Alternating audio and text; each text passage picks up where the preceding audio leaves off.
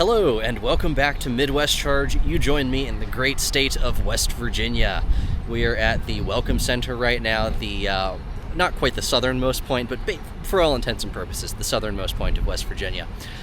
We are going to be doing something fun today, and that is covering the state of fast charging in West Virginia.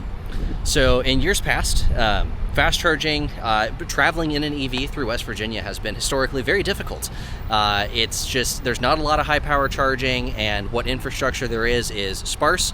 There's not very many of them. It's not well maintained, and a lot of them are at dealerships, and dealerships are notorious for not really being super friendly to EV travelers. Some of them are, but not all of them. So what we're going to do today is we are going to travel through West Virginia, starting basically at the Virginia border, all the way up to Ohio, and we are going to see what's it like taking an EV through West Virginia. All right, so let's lay down some ground rules real quick. There's going to be two main ones. First, we are going to include superchargers, but only superchargers that are open to non-Teslas. And second, we're only visiting fast chargers that are faster than 50 kilowatts. So we will be visiting some dealerships because that, I think, is still a very valid part of the West Virginia EV travel experience. But we're going to go ahead and skip everything that's 50 kilowatts or less and everything that's not public. So DC fast chargers at a dealership that have like a PIN code to unlock or are notoriously difficult to get to on PlugShare, we're going to be skipping those over as that's not really, I think, representative of the EV traveler's experience in West Virginia. And to start, we are going to be going right across the street over there to a 250 kilowatt version 3 Tesla Supercharger open to non-Teslas. See you there. Hello, you join me again in Princeton, West Virginia. We are at the Princeton, West Virginia version 3 Tesla Supercharger. So it is 35 cents per kilowatt hour for Tesla, 49 cents per kilowatt hour for non-Tesla. So it is open to non-Tesla, but it might be a bit on the pricey side. So let's get out and check it out real quick. All right, we are here at the Supercharger. It is an 8-stall version 3 installation. So if you have like a F-150 Lightning, or more specifically like a Rivian, then you're probably gonna smoke these cables at full speed, but better this than nothing, I suppose. We are at a gas station and a Starbucks as well, so that's your amenities, and not a whole lot else. So let's get plugged in. So we'll just grab the handle, tell it to open, plug it in, 6-second handshake, all that good stuff. So if you want to pan around the station real quick, unfortunately there are no canopies, there are no trash cans, there are no, what do they call those things? Squeegees for like your windshield and stuff. You could go to the gas station right across from here to do that, because they do have squeegees over there. But yeah, as far as amenities go, it's pretty sparse, but I suppose fast charging is better than no charging. So, and just like that, the station is halfway full. We have our Tesla, 2 other Teslas, and an F-150 Lightning charging back there. So there's our non-Tesla EV. So let's get unplugged and get on the road.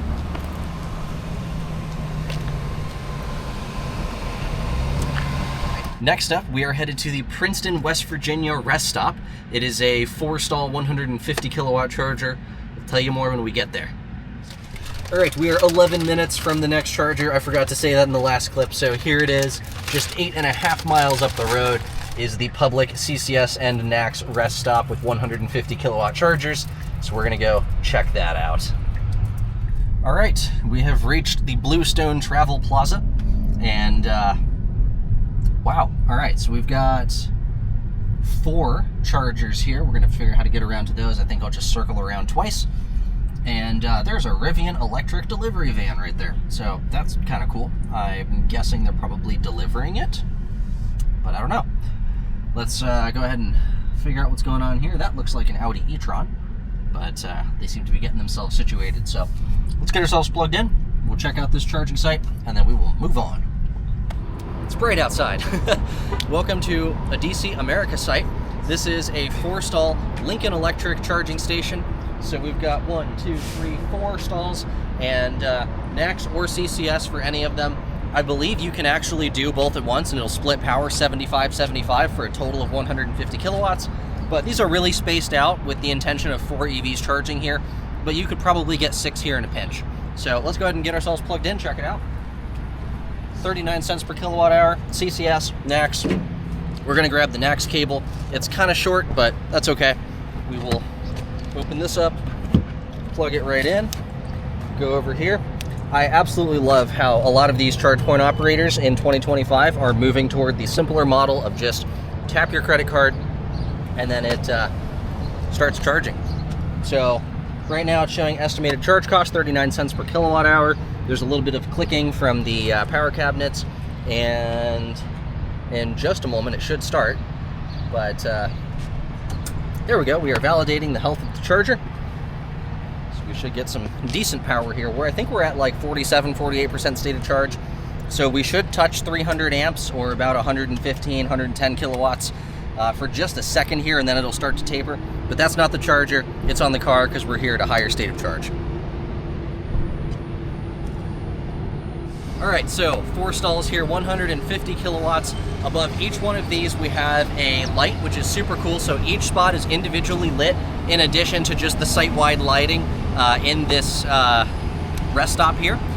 There should be 2 cameras behind me as well. So there's good lighting, there's good camera security, decent speeds. And over on this side, we have a pretty cool little sign here. It actually has a little EV charging icon, which is pretty awesome. Nice touch to see there. And spread all around is, grass, greenery, if you want to, walk your dog, your cat, your pet parakeet, whatever. Plenty of pavilions as well if you want to sit down and just have a meal while your vehicle charges. And inside over here in this building is a variety of food options. I don't know why I just blanked on that. But a variety of businesses, if you just want to go grab a coffee or a burger or whatever, they have that in there. They have indoor seating, and I believe they also have a gift shop. So with that, I think that is our lightning site review. So let's go ahead and get unplugged real quick and get back on the road. We've been charging for 2.5 minutes. We're at 52% state of charge. So we're gonna press to return. 39 cents per kilowatt hour, $1.50, pretty solid end session. There we go. I don't think it caught my tap the second time. So it's ending the session, and we're gonna go ahead and unplug. There is the gas pump and EV charging signs. Super cool. And with that, we will see you guys in 29 minutes in Beckley, West Virginia. All right, welcome to Beckley, West Virginia. You join me at what I believe is the largest CCS fast charging site in the state of West Virginia. There are 8 stalls, same as last time, 150 kilowatts, Lincoln Electric units, both NACS and CCS. So let's get plugged in real fast. Just grab this NACS cable here. Plug it right in. Same easy authentication as last time. So you just tap to pay on the Payer terminal, and that is it. There is nowhere to swipe, so that is worth mentioning. If you have a card that is not tap to pay capable, then I believe you'll need to call them in order to get a session started. But yeah, quick response. Air-cooled cables, 300 amps maximum, but they will hold that 300 amps for a while, even in very warm temperatures. So yeah, great chargers. You can see right now we are ramping right up to the 114, 115 kilowatt maximum that we're going to get because this is a lower voltage vehicle. So yeah, let's take just a really quick look around. You can see there is a travel plaza behind me. There's, what is it, like a Popeyes, a Wendy's, a Starbucks, plenty of seating indoors, outdoors, and behind me here is, or I guess on the other side I should say, is plenty of grass and stuff for pets. So plenty of areas for that. Yeah, amazing charging stop. Really the only thing it's missing is a canopy. But if you want to see more coverage of this particular site, being what I believe is the largest CCS charger in West Virginia now, we will have a dedicated review that should go up right before this video. We're up to 50% state of charge, down to 100 kilowatts, so we're going to go ahead and get back on the road to the next charger. So we're going to end session. Actually, this is really cool. So tap card to stop charging. So you can either press the end session button on the screen, or you can tap your credit card, and when you do that, it will immediately end the session. That's actually way faster. I'm going to start doing that from now on. So charging details, 43 to 51%, just under 4 minutes. So we are unplugged, back on the road. All right, so when you are done charging, if you want to focus in on this terminal, they actually give you a QR code so you can get a digital receipt. So there is no like old school paper receipt here, but you can get one if you scan the QR code, which is a nice touch. All right, we are now leaving Beckley, West Virginia, and we are on our way to Cabin Creek, where there is a Chevy dealer with a 60 kilowatt in-charge ICE 60 DC fast charger that appears to be open to the public. So we're going to check that out, verify its validity. I'll see you in 45 minutes. All right, we have arrived at Paul White Chevrolet in Cheyenne, West Virginia or something. Somebody correct me on that, please. We are looking for a 60 kilowatt DC fast charger.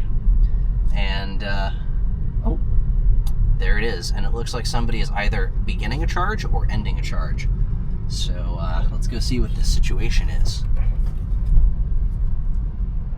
All right, welcome to Cabin Creek, West Virginia. This is the site of an in-charge ICE 60, a 60 kilowatt DC fast charger at a Chevrolet dealership. There are some good things and bad things. Good things, they are EV friendly. They keep it open so you can charge here. Bad things, this is a pain in the butt to get charging. We just spent, what, like 30 minutes with a super nice driver, BMW i4 and a Rivian R1T. Super nice guys, trying to help them get charging, and it was just a huge pain in the butt. This is a really finicky unit. Even though there are two handles, you cannot charge two cars at once here because of the software configuration in this charger. So if one vehicle is here, you got to wait till they're done. Unfortunately, which is not great, especially at sub 60 kilowatt speeds. That is just a huge no-go in my opinion. So this is let's see.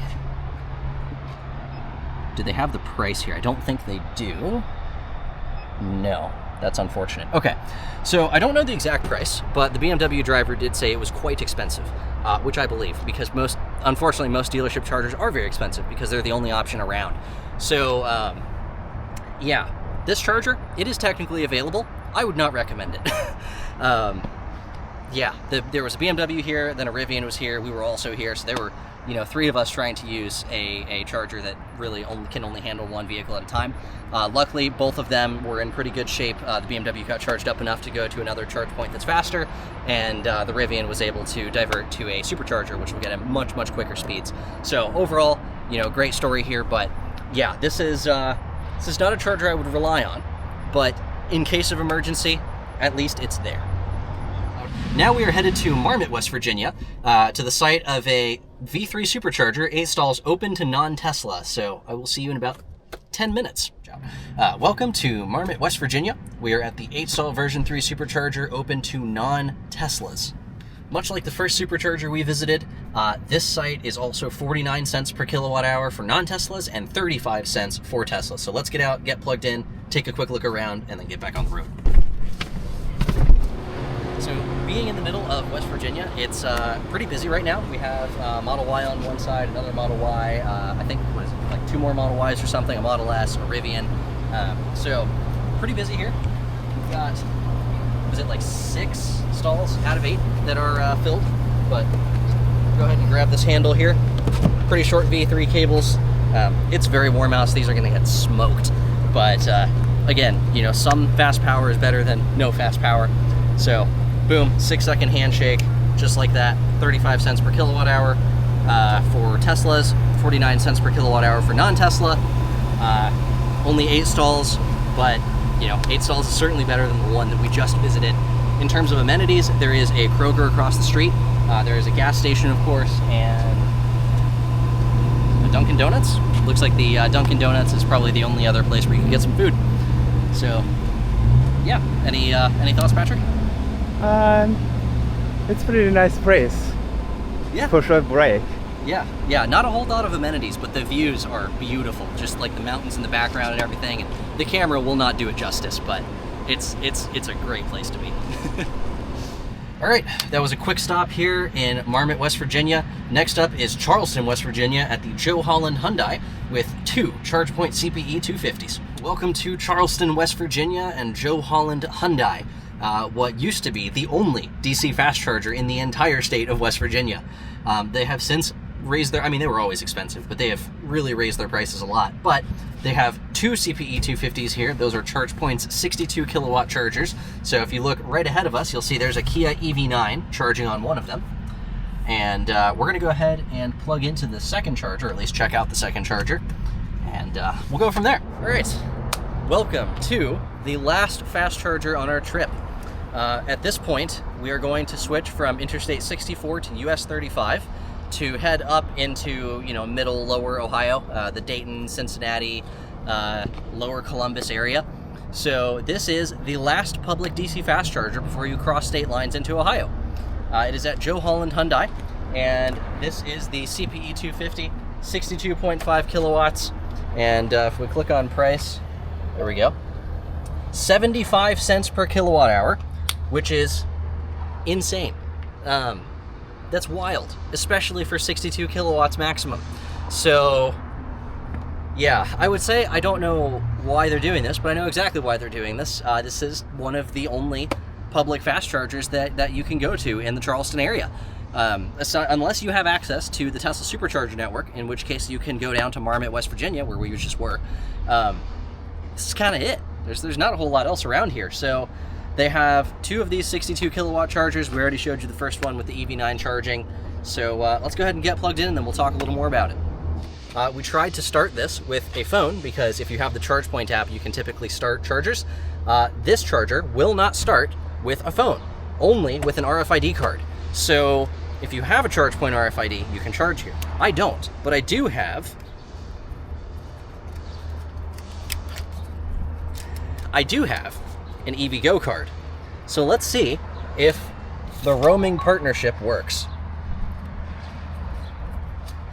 It's authorizing. Car is locking. It's taking a really long time. That's not a good sign, actually.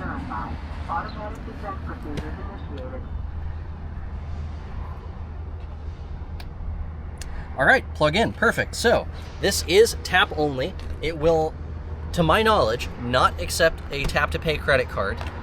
It might accept Google or Apple Pay. I don't have a way of testing it. But I'm pretty sure it does not. It only does RFIDs.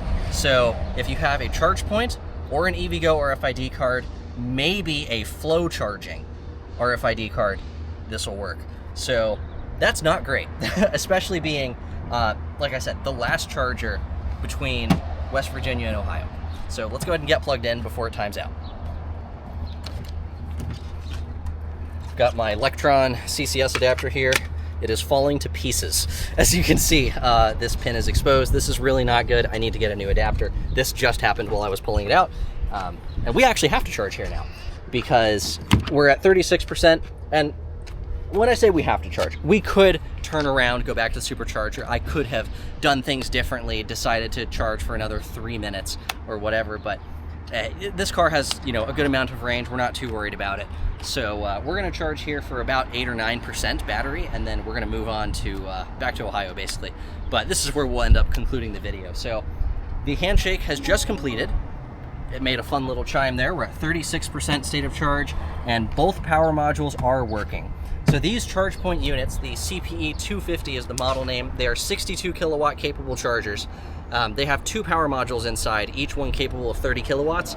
If one is offline, then you will get 30 kilowatts or less. If they both work, then you'll get somewhere between 50 and 62 kilowatts, depending on the voltage range of your car, unless you drive an Equinox EV, in which case what you will be getting is sadness, probably somewhere in the range of like 30 kilowatts, even if both are working, something like that, 28, 30 kilowatts. But Equinox EVs have access to the Supercharger network, so go do that instead. We're up to 46%, so we are going to go ahead and unplug here. We're going to use the station to try to end the session. These ChargePoint chargers, they're always like massively out of whack when you touch the touchscreen. So it looks like this one is, there we go, yeah, a couple inches high.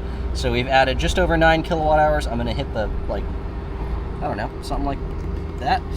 Oh, come on. There we go. And, oh, there we go. Yes, is way over there. These are always massively out of calibration. So there we go. We're done charging 47%, but Patrick, on our way here, was like, hey, Antonio, the navigation is telling you to go another way. And I was like, yeah, but there's no charges there. He's like, well, what if they put new charges there? I'm like, that's preposterous. They put new charges there. So we're going to go check that out now, because Patrick was totally right. So I'll see you in a quarter mile at the other Joe Holland Hyundai chargers. We're a quarter mile down the road at the Hyundai, Chevrolet, Volkswagen service area. It's about a quarter mile down the road. So we're just pulling in now. And I mean, initial impressions, it's probably not as nice as the other charging station we were just at in terms of, you know, there is some lighting, but the lighting is not as good. It's a more secluded area. Personally, you know, it just doesn't feel as safe or well thought out. That said, the fact that they did install 2 more chargers after the fact for a total of 4 chargers is really cool to see. Yes, the chargers are expensive. Yes, they are charging a premium for the ability to charge in Charleston, but at least they are providing the infrastructure and even expanding on it so that it is easier for people to travel through here. So I don't love the price, but I got to give props to Joe Holland Hyundai for at least understanding EV drivers and putting in more infrastructure. All right, we are at the secondary charging site of Joe Holland Hyundai. Here we have 2 CPE 250s, so 2 more 62 kilowatt chargers. Now, something I am a little disappointed in is this charger and the one over next to it is not linked together. So ChargePoint offers, for not that much more, basically a bus bar that can go between the 2 chargers and allows them to share power. And that would give you 80 kilowatts on a 400 volt car and about 125 kilowatts on an 800 volt class vehicle. That would be much faster charging, but I have a suspicion that these are specifically set up for only 62 kilowatts apiece in order to avoid some of the demand charges from the utility. But that's just a guess, but it would make sense. So yeah, glad to see there are 2 more chargers here, but check this out. This is kind of a fun little extra here. This is a ChargePoint CP6000. I have not seen one of these in person yet, but this is the new level 2 charger from ChargePoint. So in years past, they had I believe it was the CP4000. If I'm wrong, I'll write it up on the screen here. But basically, it was a dual post, or I should say dual handle, single post charger that offered 6.6 kilowatts maximum. It was like 30 or 32 amps maximum.